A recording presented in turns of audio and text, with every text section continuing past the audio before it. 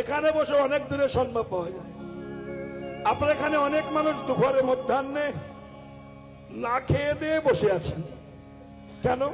যদি নামের করুণা না থাকবে, আপনারা বলুন, আজকাল কলিকালের মানুষ এত ব্যস্ত, পায়খানায় যায় তাও বলে আমাকে তাড়াতাড়ি দাও, প্রস্রাব করতে যায় আমাকে তাড়াতাড়ি করো, ডাক্তারখানায় যায় আমাকে তাড়াতাড়ি করো, বাচ্চা সব জায়গায় জলদি জলদি ভাব।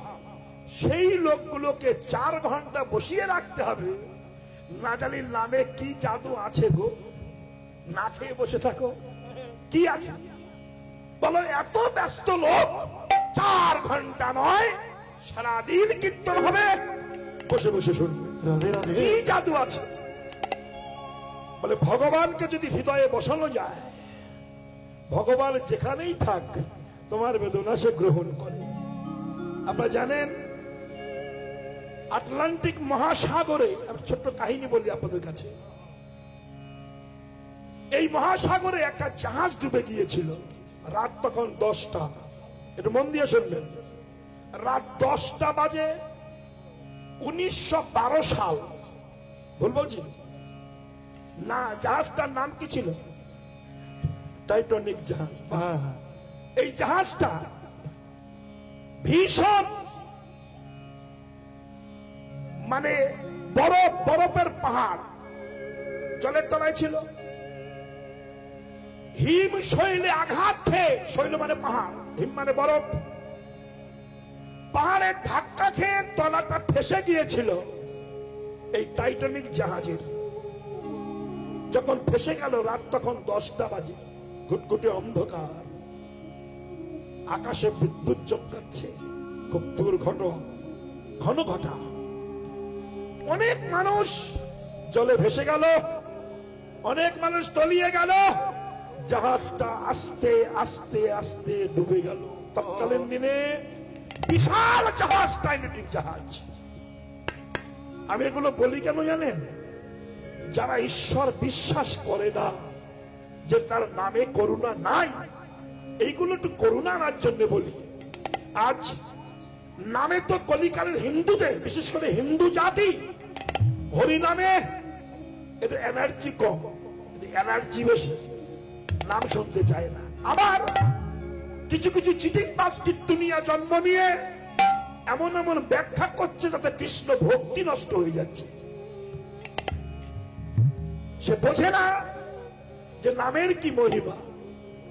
যখন রাত 10টা বাজে, টাইটানিক জাহাজটা আস্তে আস্তে, বিশাল জাহাজ, ফুটবল খেলার মাঠ ছিল সেই জাহাজের মধ্যে, বল খেলা করা যেত, সব ডুবে গেল, ভেসে গেল।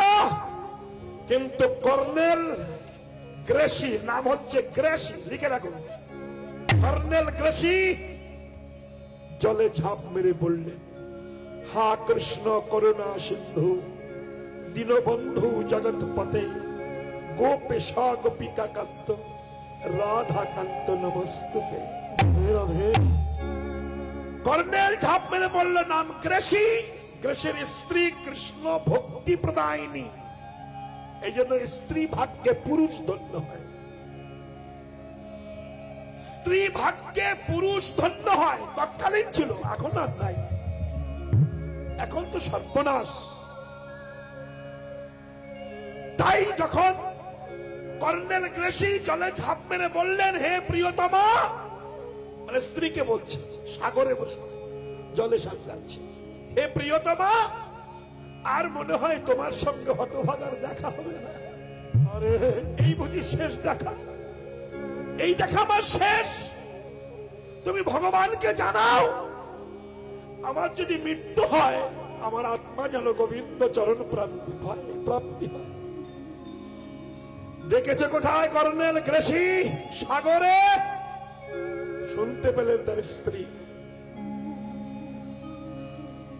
স্ত্রী কৃষ্ণ ভক্তি প্রদায়িনী ঠাকুর ঘরে ঢুকে ভগবানের দুটি চরণ হৃদয়ে ধরে বললে, হে জগৎ স্বামী, আমার গৃহস্বামী বড় বিপদে পড়েছে গো, তোমার করুণার হস্তে স্পর্শ করে তোমার ভক্তকে তুমি রক্ষা করো। ও হে বিপদ ভঞ্জন মধুসূদন, তুমি তো জানো, আস্তে, কৃষ্ণ পাণ্ডব পক্ষে ছিল দুঃশাসন। যখন দ্রৌপদীর বস্ত্র হরণ করতে গিয়েছিল, দ্রৌপদী নারী জাতি তো ছুটতে ছুটতে আত্মসম্মান রাখার জন্য 100 ভাইয়ের মা যিনি গান্ধারী, তার দরজায় যে আছাড় খেয়ে বলেছিল, জেঠিমা আমাকে রক্ষা করো, আমি তোমাদের কুলবধূ, তোমার ছেলে দুঃশাসন আমার কেশাগ্রে স্পর্শ করে বস্ত্র কেড়ে নিতে চায়, তোমার ঘরের সম্মান লুণ্ঠিত করতে চায়, জেঠিমা আমাকে রক্ষা করো। 100 ছেলে কৃষ্ণ বিদ্বেষী যে মায়ের পেট দিয়ে জন্মিয়েছে, সেই মাখানা কেমন হওয়া উচিত? মুখের উপরে দরজাটা বন্ধ করে দিয়ে ঘরের মধ্যে গান্ধারী হো হো হো করে হাসতে লাগলেন।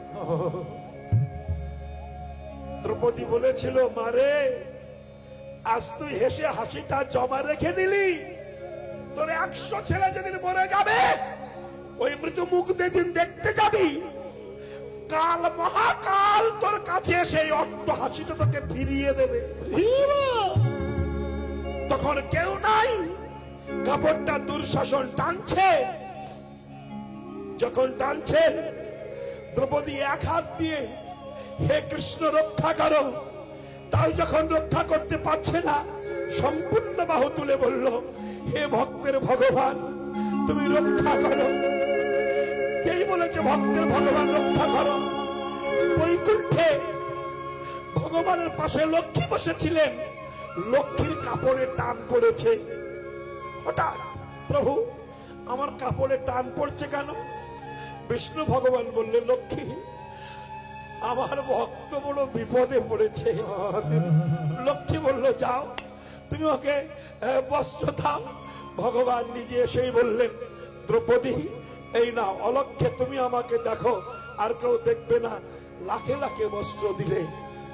কর্নেল গ্রেসির স্ত্রী বলল, সেদিন তুমি ভক্তকে রক্ষা করেছিলে, আর আজ আমার স্বামীকে তুমি রক্ষা করতে পারবে না। হে ভক্তের ভগবান, হে বিপদ ভঞ্জন মধুসূদন বলে চোখের জল ধরে তুলসীর পাতা নিয়ে যখন গোবিন্দ চরণে অর্পণ করল,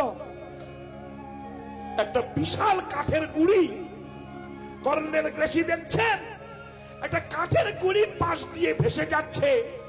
বলুন তো, ওই সাগরে এই কাঠের গুড়িটা কে ফেলে দিল? সেই রাত্রে কাঠের গুড়িটা গ্রেসি ধরে বুক বাঁধিয়ে ধীরে ধীরে অতি ধীরে কুলে এসে উঠেছিল। কুলে উঠে গৃহে গিয়ে যখন বললেন, ওগো প্রিয়তমা আমি তো ভেসে যাচ্ছিলাম, মরে যাচ্ছিলাম, আমাকে কে যেন কাঠের গুড়িটা পাঠিয়ে দিল।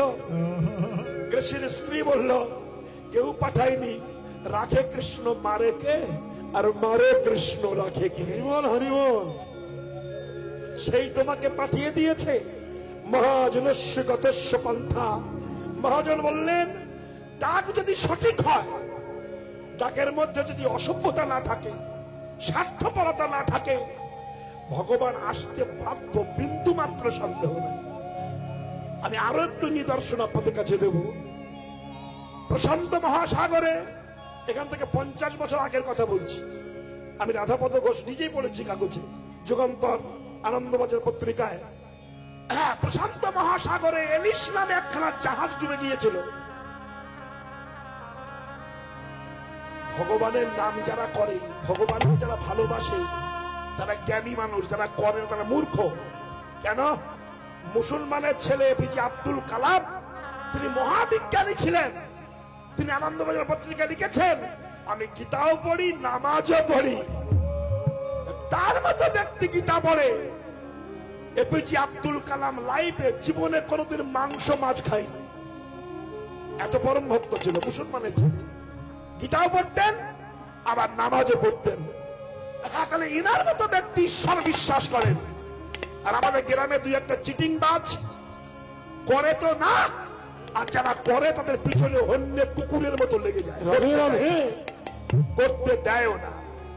এটি বড় মর্মান্তিক বেদনা। তাই এলিস নামের জাহাজটা যখন ডুবে গেল, জানেন সেই জাহাজের অনেক মানুষ, অনেক এখানে যে বাবারা বসে আছেন শ্রদ্ধেয় নমস্য বলেছেন আমার মতো, দেখেছেন অনেক মানুষ পড়ে গেল মরে গেল। ওই জাহাজ একজন কৃষ্ণ ভক্ত ছিলেন।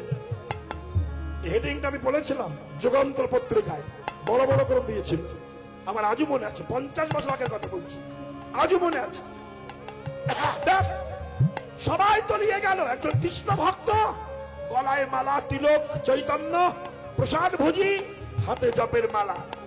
যেই দেখলো সবাই তলিয়ে যাচ্ছে, মালাটা হাতে নিয়ে হা কৃষ্ণ গোবিন্দাই বলে চলে ঝাঁপ দিয়ে বললেন, হে গোবিন্দ, তুমি মাতৃগর্ভে রক্ষা করেছিলে, মায়ের গর্ভরূপ সাগরে যদি তুমি রক্ষা করতে পারো, তাহলে পৃথিবীর সাগরে তুমি রক্ষা করতে পারবে না কেন? দৃঢ় বিশ্বাস। যেই ঝাঁপ দিয়ে পড়ল, ভক্তের আকুল ডাকে বিশাল একটা কচ্ছপ, বিশাল কচ্ছপ প্রশান্ত মহাসাগরের ঢের সঙ্গে পাল্লা দিয়ে ওই কৃষ্ণ ভক্তকে কচ্ছপের পিঠের উপরে 3 দিন বাঁচিয়ে রেখেছিল। 3 দিন, এটা সম্ভব? 3 দিন বাঁচিয়ে রেখেছিল। যখন ডেড বডি খোঁজ করতে এলো, দেখলো একজন জলে ভাসছে, দূরবীন দিয়ে দেখে তাকে তুলে নিল। যেই তুলে নিল, হেলিকপ্টারের লোকগুলো দেখলো যে কচ্ছপের পিঠে লোকটা ছিল 3 দিন, সেই কচ্ছপটা 3টি পাক দিয়ে ডুবে গেল। দেখে গেল আমার ভক্ত বাঁচলো কি মরলো। হ্যাঁ, বুঝেছেন? এগুলো ভাবেন আপনারা শুধু ধেই ধেই করে কীর্তন নাচ আর গল্প, এটা কীর্তন নয়। যে কীর্তন শুনে অভক্তের হৃদয়ে ভক্তি জন্মাবে না, সে কীর্তন শুনে লাভ হবে না, তাতে সর্বনাশ হবে। আমি কত প্রমাণ দেবো, এগুলো যার জন্য সাক্ষাৎ প্রমাণ, চাক্ষুষ প্রমাণ। যারা ঈশ্বর বিশ্বাস করেন না, আমি তাদের জন্য অ্যাডভার্টাইজ গুলো করছি, এগুলো মিথ্যা নয়, পরম সত্য কথা। আমি আরো বলবো, এই যে হিন্দু ধর্মের গীতা যে ইংলিশে ট্রান্সলেশন করে পৃথিবীতে ছড়িয়ে দিয়েছিলেন, তার নাম ছিল এনি বেসেন্ট, পাইলট, প্লেনের পাইলট। এনি বেসেন্ট জীবনীটা পড়বেন, পাবেন আপনারা। এ ছিল প্লেনের পাইলট। তো এনি বেসেন্ট যখন ভারতবর্ষে এসেছিলেন আস্তে আস্তে, তখন কিছুক্ষণের জন্য বৃন্দাবনে ছিলেন। বৃন্দাবনে ভাঙা মদন মোহন মন্দিরে গোবিন্দকে দর্শন করেছিলেন। তো পূজারীকে প্রশ্ন করেছিলেন, ইনি কে? পূজারী বললেন, হিন্দুর ভগবান। ওনার ক্ষমতা কি? ক্ষমতা হচ্ছে বিপদে যদি কেউ পড়ে ওরে ডাকে, ও তাকে রক্ষা করে। এই কথাটা শোনা ছিল। পাইলট এনি বেসেন্ট চলছে, সাগর উপর দিয়ে প্লেনে আগুন ধরে গেল, দাউ দাউ করে আগুন জ্বলছে, অনেকে পুড়ে ঝলসে মারা গেল। কিন্তু পাইলট এনি বেসেন্ট কোন প্যারাশুট নাইনি, এমনি লাফিয়ে পড়লো। এ ভক্তের ভগবান, হে হিন্দুর দেবতা, তুমি নাকি ভক্ত বিপদে পড়লে ডাকলে তুমি রক্ষা করো। এই তো আমি বিপদে পড়ে তোমাকে ডাকছি, তুমি আমাকে রক্ষা করবে না? হে রক্ষাকর্তা।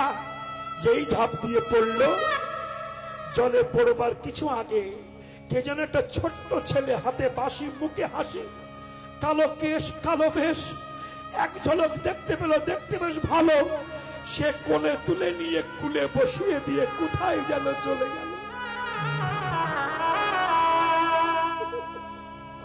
কোথায় যেন চলে গেল। আরে কে যেন কোলে তুলে নিয়ে কুলে বসিয়ে দিল।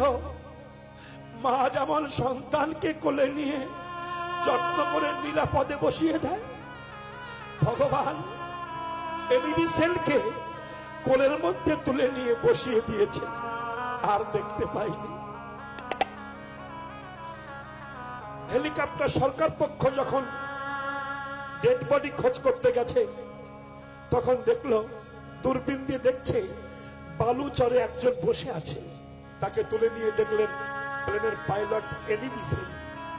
প্রশ্ন করা হলো, চলুন আপনার দেশে দিয়ে আসি। এনিবি সে চোখের জল ঢেলে বললেন, আমি ভাবি মনে মনে যাব না দেশে ফিরে, যে আমাকে রক্ষা করেছে তারা দেখতে যাব মধুর বৃন্দাবন।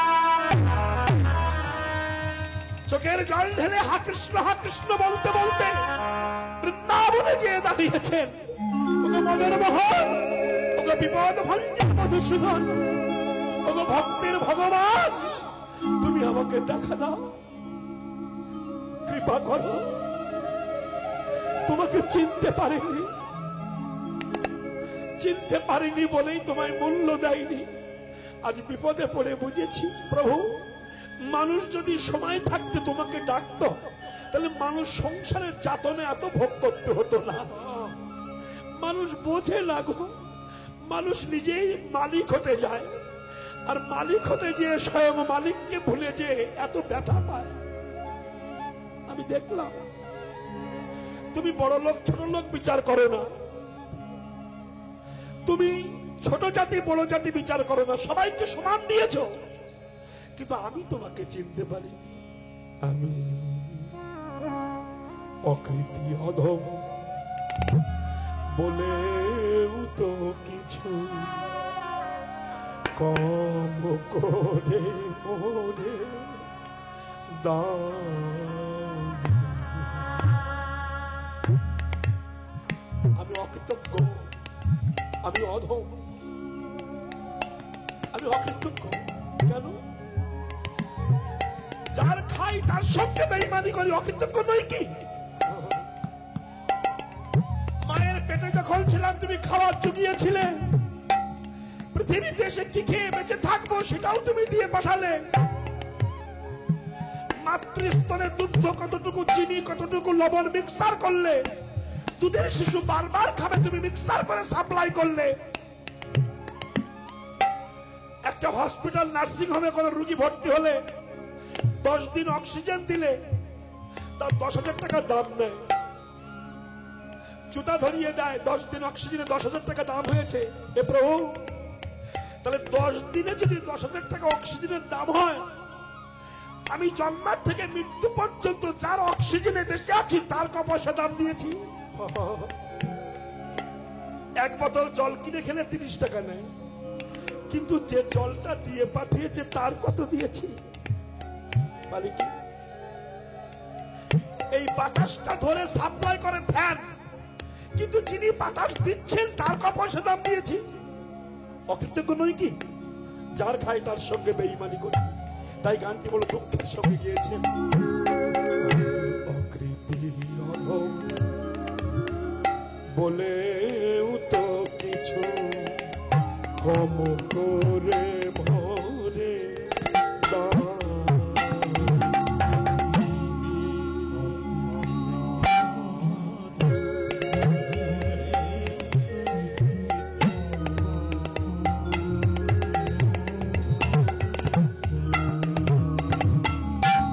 যা কিছু দিয়েছ অযোগ্য ভাবিয়া, কেড়েও তো কিছু না।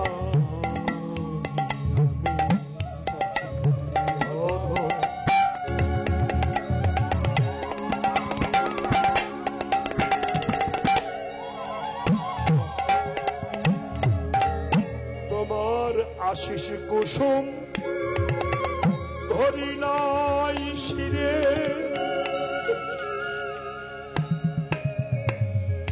পায়ে দলে গেছি চাহি নাই ফিরে। তোমার আশিস কুসুম ধরি নাই শিরে। যখন যৌবন ছিল, চলবার শক্তি ছিল, কুসঙ্গে জীবন কাটিয়ে দিয়েছি। কত গুরুজন বলেছে একটু হরি ভজন করিনি। তোমার পূজার আশীর্বাদের ফুল আমি পা দিয়ে মারিয়ে গেছি, মাথায় তুলিনি। আজ বিপদে পড়ে তোমাকে চিনতে পেরেছি প্রভু, আমায় ক্ষমা করে দিও। আমি বলো বিপদগ্রস্ত গো, যাদের আপন ভেবে ঘরে ছিলাম তারাও আমার আপন নয়। এখন বুঝলাম জগতে তুমি বিনা আপন জনা আর খুঁজে পাই না গো। খুঁজিয়া দেখনু আমি এ সারা সংসার, কৃষ্ণ বিনা আপন জনা কেহ নাই। কৃষ্ণ ছাড়া জগতের কেউ থাকতে পারে না। তাই প্রভু মনে বড় ব্যথা, তোমার আশিস কুসুম ধরি নাই শিরে, পদে দোলে গেছি চাহি নাই ফিরে। আশিস কুসুম ধরি নাই শিরে, পদে দোলে গেছি চাহি নাই ফিরে।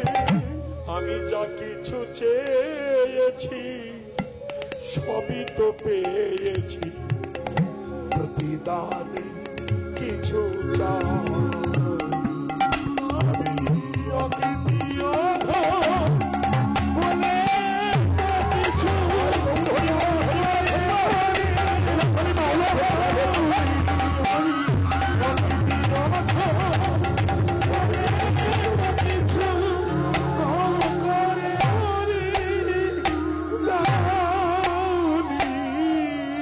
রক্ষা করো প্রভু। তুমি কোথায়? বৃন্দাবনে যে ভাঙা মদন মোহন কুঞ্জে যে দেখলেন যে আমাকে রক্ষা করেছিলেন, ওই তো সেই তো দাঁড়িয়ে আছে, হাতে বাঁশি মুখে হাসি, কালো কেশ কালো বেশ। ওই তো সেই, ওই তো যে আমাকে খোলা তুলেছিল, ওই যে লাভ মেরে পড়েছে। পূজা করলো তারা, কে আপনি? আমি পাইলট এলিভিশন। কি হেতু আগমন? হে পূজারী, আমার প্লেনে আগুন ধরে গিয়েছিল, তাই বিপদ ভঞ্জন মধুসূদনের নাম করেছিলাম। উনি আমাকে তুলে দিয়েছে কুলে, তাই ওনাকে দেখতে এসেছি। উনি কি কথা বলতে পারেন না? না। ওনার হাতে লেখা কোনো গ্রন্থ আছে? বলে না, হাতে লেখা নেই। বলেছিলেন আছে। কি নাম?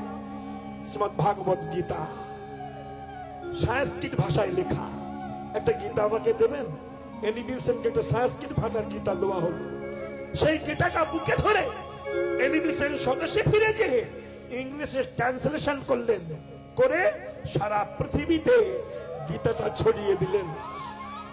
দিয়ে বলছিল গো, তোমরা একবার গীতা পড়ো, যদি না পড়তে পারো গীতা কেন একবার হৃদয়ে ধরো, যদি তাও না পারো একটা কোনো তুলসীর পাতা তার মুখে দাও, যদি তাও না পারো শুধু মুখে হাগিতা হাগিতা করো, হয়ে যাবে। তাহলে আপনারা বলুন, তারা বিদেশি, স্বদেশী নয়, হিন্দু নয়, তাও তারা কৃষ্ণ প্রেমে পাগল হয়ে গেছে। আর আমরা পশ্চিম বাংলার হিন্দু জাতি, স্বয়ং ভগবান গৌর হয়ে নবদ্বীপ এসেছেন, আমরা তাকে চিনতে পারলাম না। ঘরের ভাত পরে খেয়ে গেল, আমাদের ভাগ্য হলো না। এ বড় মর্মান্তিক বেদনা। তাই গৌরাঙ্গ মহাপ্রভু ভাবলেন, এই পশ্চিম বাংলায় আমি থাকবো না। কেন? পশ্চিম বাংলার হিন্দুরা ভালো না। এরা একাদশীতে মাংস খায়, অমাবস্যা পূর্ণিমায় কুসঙ্গ করে, হরিনাম করে না, আর আমার ভক্তদের ক্রিটিসাইজ করে, উপহাস করে। পশ্চিম বাংলার হিন্দু পচা হিন্দু, এখানে থাকবো না। তাই মহাপ্রভুর ইচ্ছা হলো আমি পশ্চিম বাংলা ত্যাগ করে চলে যাব। সত্যি চলে গেছে।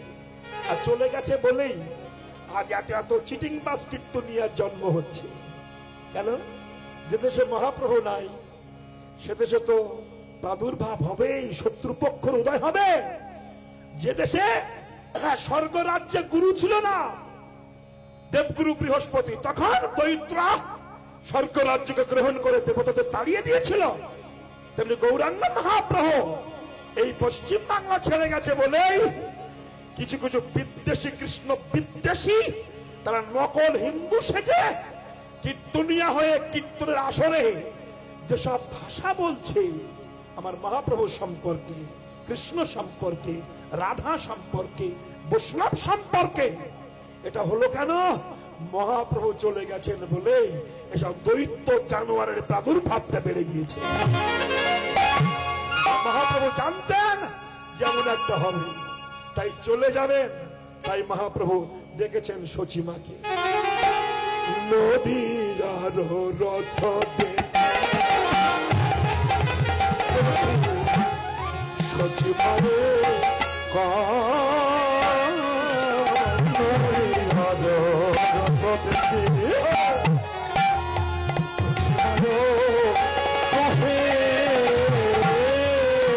চোরা দেহ মনে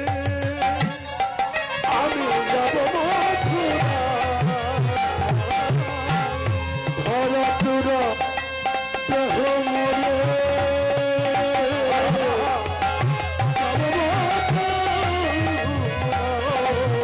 আমি আর নবদ্বীপে থাকবো না নবদ্বীপে থাকবো আমি লীলা চলে যাব চলে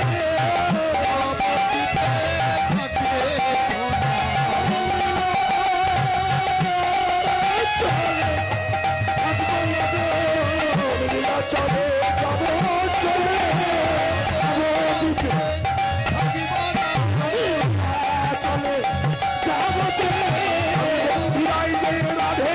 বলবে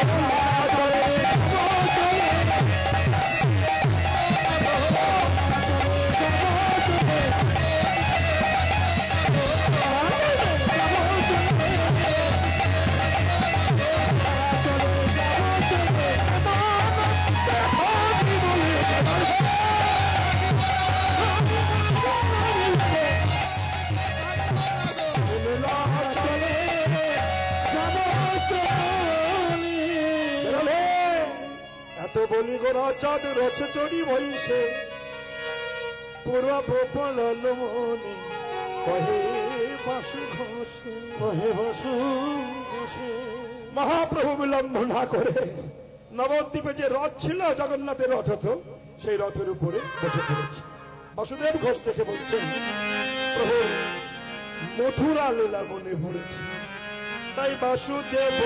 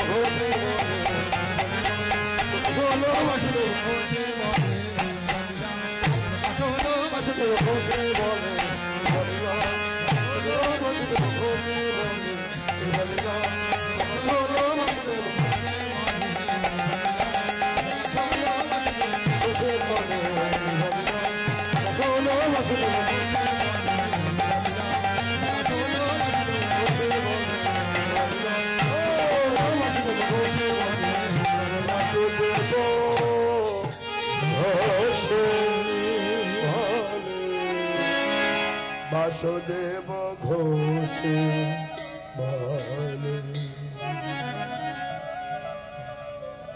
হরে কৃষ্ণ।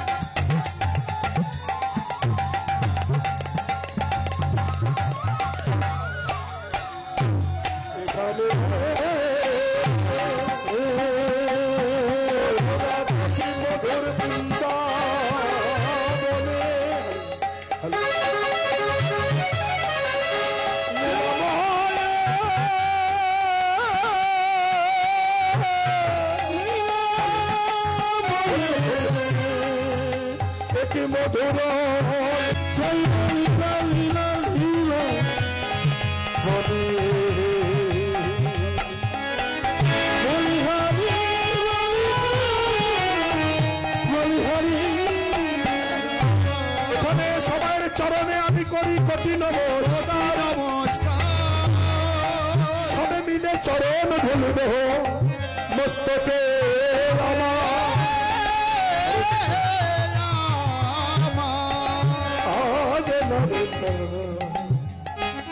মধুময় বৃন্দাবনে।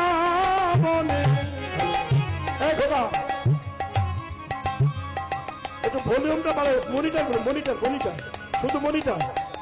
হরে কৃষ্ণ। হ্যালো হ্যালো হ্যালো, শুধু মনিটর। হ্যাঁ, আচ্ছা, সমস্ত ভক্তবৃন্দের চরণে নিবেদন, আপনারা একটু সামনের দিকে এগিয়ে বসুন। দর্শকের বসতে অসুবিধা হচ্ছে, সামনে ফাঁকাফাঁকি না রেখে মাখামাখি করে বসুন।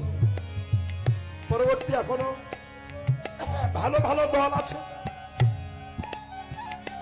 আমি রাধাপদ ঘোষ, ঘোল টেনে যাচ্ছি, মাখন পরে আসছি। যাই হোক, চুপচাপ বসুন এবং এগিয়ে এগিয়ে বসুন। তো মধুময় বৃন্দাবনে ভগবানের লীলা, অকৈতব কৃষ্ণ প্রেম জল জম্বু নদহের। এ প্রেম নীলকে না হয়, যদি হয় ইহার যোগ, তবে না হয় বিয়োগ, বিয়োগ হইলে কবু না আসিয়া। এই অকৈতব কৃষ্ণ প্রেম আমার মতো একটি আকাট মূর্খ টেপাটেপি করো না, যেটা বর্ণনা করে আপনাদের চিত্তে আনন্দ প্রদান করব এমন পণ্ডিত ব্যক্তি আমি নই। তথাপিও গুরু কৃপা করে যতটুকু বলাবেন আমি প্রাণপণ চেষ্টা করব, যদি আপনারা চিত্ত নিবেশ করে শ্রবণ করেন। আজ যে পালাটি শোনাচ্ছি খুব উচ্চ মার্গের পালা। এসব পালা আমি অহংকার করছি না, উপস্থিত কোন কীর্তনিয়া করে না। কিন্তু বেলা 12টার সময় প্রত্যেক বছর আমি এখানে এক পালা করে গাই, কারণ আর এক পালা ধরতে হয়, যে যার জন্য এই সময় গাই। মধ্যাহ্নকালীনে অনেক ভক্তবৃন্দ আপনারা এসেছেন, আপনাদের ধৈর্যকে আমি প্রণাম জানাই, শ্রদ্ধা করি। যে এই প্রখর রৌদ্রের তাপে না খেয়ে না দিয়ে হরিকথা শুনবার জন্য বসেছেন, একটু আমি কৃতার্থ আপনাদের ভজন দেখি, ভক্তি দেখি।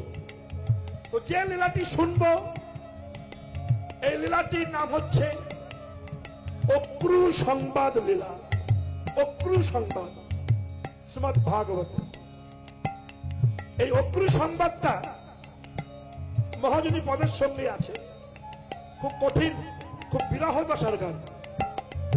কোন চ্যাংড়া রস নাই, হাসি হাসা নাই। কেন? এখানে বললাম ভক্তের সমাবেশ বেশি, যার জন্য ভক্তি মার্গের গান গাওয়ার ইচ্ছা হলো। আমাকে দেবু বলছিল যে বাবু বিষ্ণুপ্রিয়ার অন্তর্ধানটা শোনান। আমি বললাম অনেক লোক শুনেছে। তারপরে পুতুল খেলা পূর্ব রাগটা শোনান, ও শুনেছে। নতুনত্ব কিছু শোনা যাক। আমরা তো শুধু জানি যে হিন্দু ধর্মে রাধা কৃষ্ণ শুধু রাসলীলা করেছে, লেডিস জেন্টস নাচানাচি করেছে, প্রেম করেছে, এইগুলোই জানি। কিন্তু শ্রীমদ্ ভাগবতে যে কত অপূর্ব অপূর্ব লীলা আছে ভগবানের, সেগুলো আমরা শুনতে পারি না, শুনি না, কেউ শোনায়ও না। তাই বলবো না, এই লীলাটির নাম হলো অক্রুশ সংবাদ। পালা আরম্ভের প্রারম্ভে আমি একটুখানি বিষয়টা আপনাদের সঙ্গে বলবো, ছোট্ট করে বলবো, বেশি নয়। আপনারা জানেন, আস্তে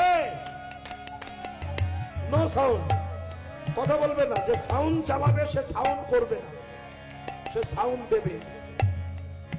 তাহলে বিষয়টি কেমন আপনারা জানেন? দেবকীর গর্ভে, অষ্টম গর্ভে পুত্র আসবে।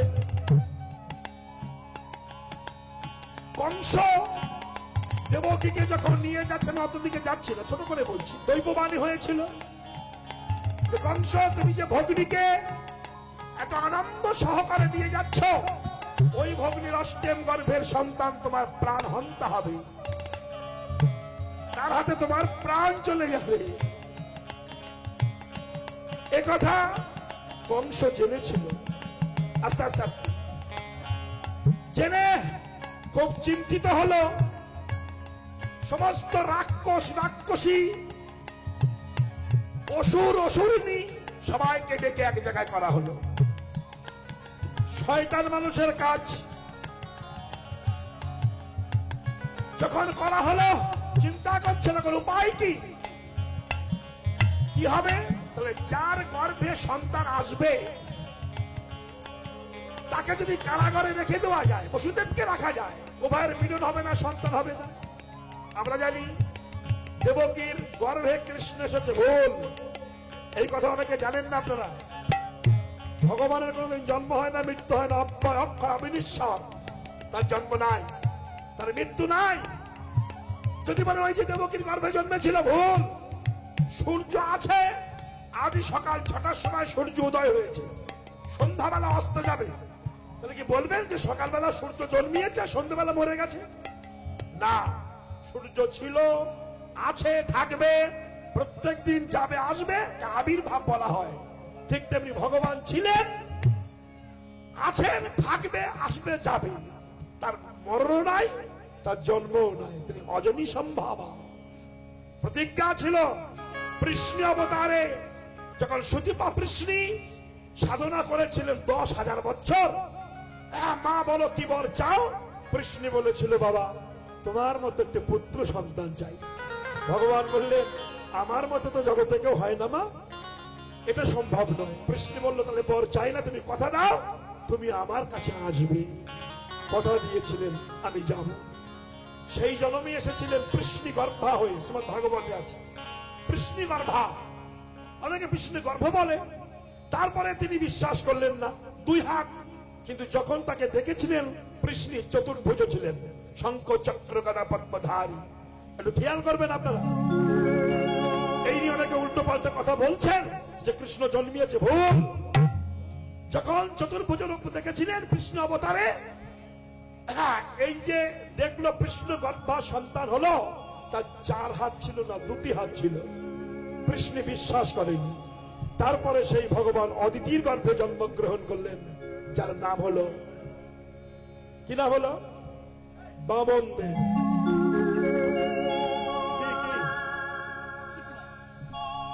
বামন দেব। এই বামন দেব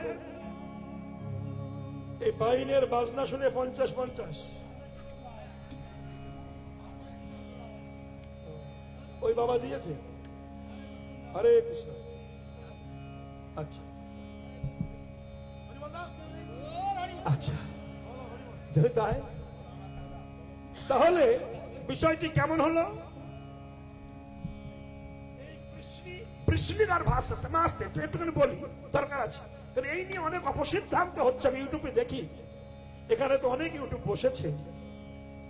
এখন কিছু কিছু ইউটিউবওয়ালা আছে, ওই শত্রুপক্ষের ইউটিউবওয়ালাও আছে এখানে 2-1 জন। তাদের কাজ কি জানেন? তারা ভালো কথাগুলো বাদ দিয়ে দেয়। আমি হয়তো বলছি শ্রীকৃষ্ণ ভগবান, সে গোপীদের বস্ত্র চুরি করলো, সে কিসের ভগবান? আমি বলছি, পরে বলছি এটা কিন্তু ভুল বুঝছেন আপনারা, সে বস্ত্র চুরি করেনি, কিন্তু এই কথাগুলো বাদ দিয়ে শুধু ওইটুকু ধরে নিল। রাধাপদ ঘোষ বলছে শ্রীকৃষ্ণ বস্ত্র চুরি করলো, কিসের ভগবান? এই মালটা কেটে শুটে লোকের মাঝখানে ছড়িয়ে দিচ্ছে। আপনি বলছেন তো রাধাপদ বাবু বলেছে, অসুবিধা কোথায়? এই যে ইউটিউব যারা সবাইকে বলছি না, 2-1টা খচ্চর মাল আছে দেশে, এই করছে বসে বসে, তারাই সর্বনাশটা বেশি করছে। যাই হোক, ইউটিউব খুব ভালো জিনিস। আমাদের আমলে কোনো ইউটিউব ছিল না, তো 2 দিন আগে এলো। আর যত ভুইফর কীর্তনিয়া আর যত ভালো মন্দ কীর্তনিয়া, সবের আবির্ভাব হয়েছে। আমি বলবো সব কীর্তনিয়া গুলোকে ইউটিউব যারা করছে এদেরকে প্রণাম করা। কেন? এরা যদি না আসতো তোমাদের প্রচার কিন্তু হতো না, তোমাদের পেটে ভাত যেত না, এটা সত্য কথা। তাদের জন্য হচ্ছে। তবে ইউটিউব বলকে চায় বেঁচে থাক, কিন্তু বাবা তোরা বাজে কথাগুলো বলিস না, একটু ভালো ভালো কথাগুলো জগতে সাপ্লাই কর, তাতে লোক বুঝুক যে না, ভগবান লীলা বড় পবিত্র। আমি তাই বলবো, জন্মগ্রহণ করলেন অদিতির গর্ভে, বামন দেব রূপ ধারণ করে কৃষ্ণ বিশ্বাস করলেন। অদিতি বিশ্বাস করলেন না, দিদি বিশ্বাস করলেন না যে এই ভগবান। কেন? চতুর্ভুজ রূপে দেখেছিলেন কৃষ্ণ অবতারে। ভগবান বললেন বিশ্বাস তো করছে না, তাইতে যখন আর একটুখানি বিজ্ঞান ভিত্তিক কথা বলি, আপনার ভাগবতে দেখেছেন যে কংস দেবকীকে এক ঘরে রেখেছিলেন আর বসুদেবকে আর এক ঘরে রেখেছিলেন, মাঝখানে পাটিসান। আর সে পাটিসান তো 1-2 নয়, 30 ইঞ্চি, কি 30 ইঞ্চি দেওয়াল চওড়া, যা আপনি দেয়াল ভাগ করে ভিতরে গিয়ে কুলুকুলু করবেন তাহলে ওটা সম্ভব না, বিশাল ব্যাপার। এবং বুকে ছিল পাথর চাপানো, এটা শ্রীমদ্ ভাগবতে আছে। আমার প্রশ্ন এখানে, বুকে পাথর চাপানো থাকা সত্ত্বেও, বিভিন্ন ঘরে মাঝখানে পাটিসান থাকা সত্ত্বেও, লোহার শিকলে শৃঙ্খলে বর্ধিত থাকা সত্ত্বেও কি করে উভয়ে মিলন হয়, আর কি করে দেবভূমিকা গর্ভবতী হয়, কি করে বসুদেবের ঔরসে কৃষ্ণের জন্ম হয়? ভুল। তার কোনো জন্মই নাই, তার কোনো মৃত্যুই নাই। সে সূর্যের মতো আছে, ছিল, থাকবে। এইবার যখন তিনি এলেন তখন দেবকী অচৈতন্য, শেষলেস, হঠাৎ ভগবানের আবির্ভাব হলো, মায়ের গর্ভকে